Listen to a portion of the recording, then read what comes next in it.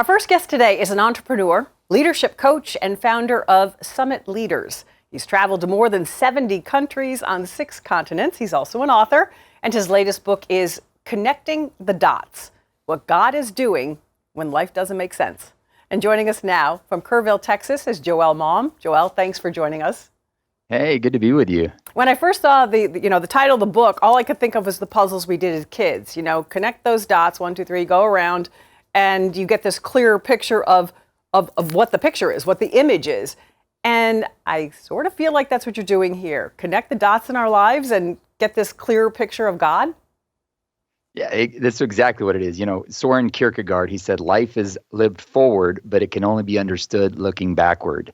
And sometimes you just have to look backwards to understand what God was up to the whole time he was working all things together for the good of those who love him. But you don't see that while you're living it. You have to look backwards for that. And so you connect the dots and you see it.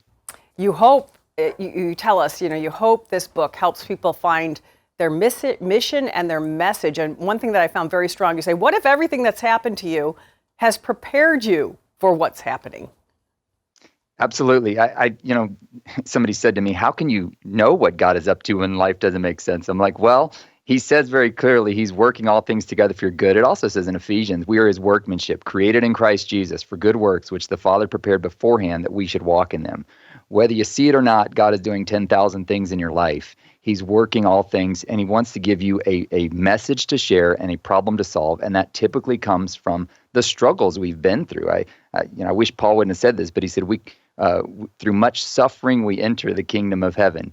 And suffering is what strengthens us and gives us a message, gives us depth and substance. And oftentimes our survival story ends up becoming somebody else's survival manual. You've written many books, several books. And why this one now? It was actually a way to help me process a series we went through, a season we went through. It was a very confusing season. We felt like we had followed God. And I tell a joke in the book about a guy who walked out his front door and saw a snail on the ground. He looked at it and pitched it across the yard. A year later, that same guy hears a knock on his door. He opens the door. There's nobody there, but he looks down. A snail looks up and goes, what was that all about? I think we've all had seasons where we go, what was that all about, God? I thought I had heard your voice, or I thought I was following you, or I was being obedient to your commands, but everything fell apart. And you want to know, what was it about? And I had a season like that I tell the story about some time in Latin America. And as I look back now, I see it was one of the most formative things God could have ever done in my life to prepare me for what was ahead. But at the time, it just felt like chaos. And I've seen that pattern in so many people's lives. There's a pattern to God's work that he does in your life. It's very consistent.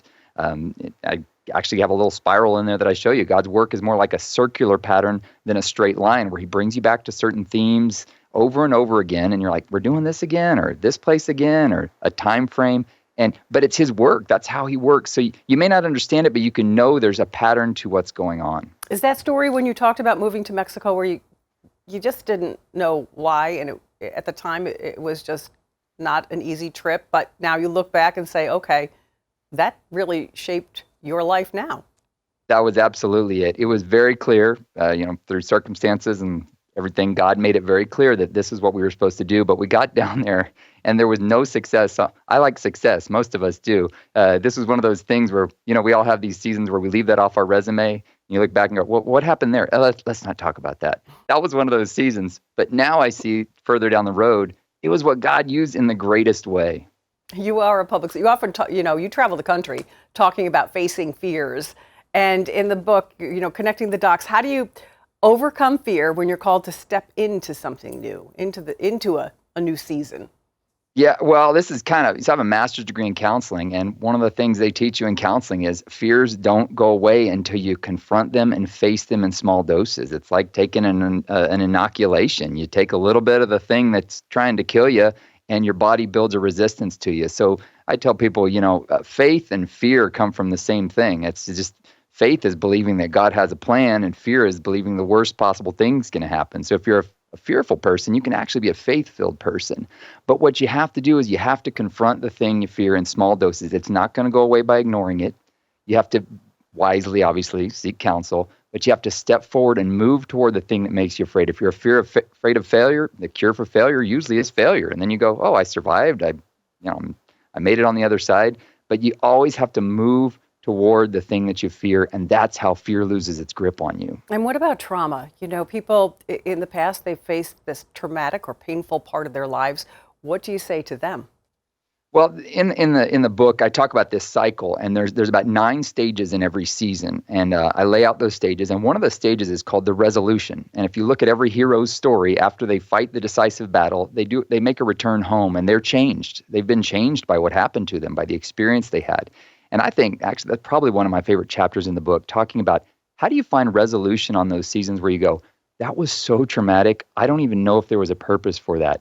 And a lot of what requires, and I think writing things down is very powerful. If you can take time to write down everything that happened to you as best as you remember it, there's something powerful that happens. It's maybe that word becoming flesh, I don't know, as it talks about in the Bible, that as you write it down and you process it, which is part of the reason I wrote the book, when you process it, things become clearer and you begin to see kind of the details of maybe how God has worked. But it is important with trauma. Sometimes you have to walk through it with some guidance from a priest, a pastor, a counselor.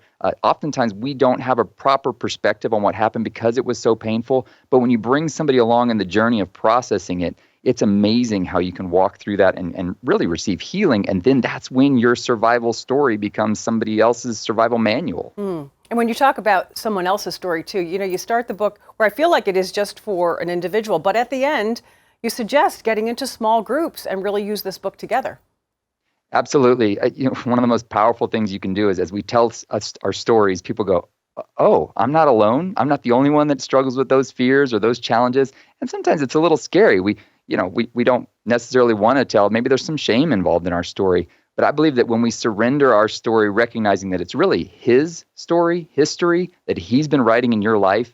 And some horrible things happen, no doubt. But this is the beautiful thing about God. He's so powerful. He can turn even the worst possible thing into something that gives you meaning and purpose. And some people say to me, well, a lot of the things that happened to me are my own dumb decisions. And one of my mentors told me this when I was young. He said, Joel, God has already calculated for your stupidity into the plan. And I was like, thank God for that. I have to remember that one. That is great. The book is Connecting the Dots. Joel, thank you for joining us. And just tell everybody where they can find the book, please.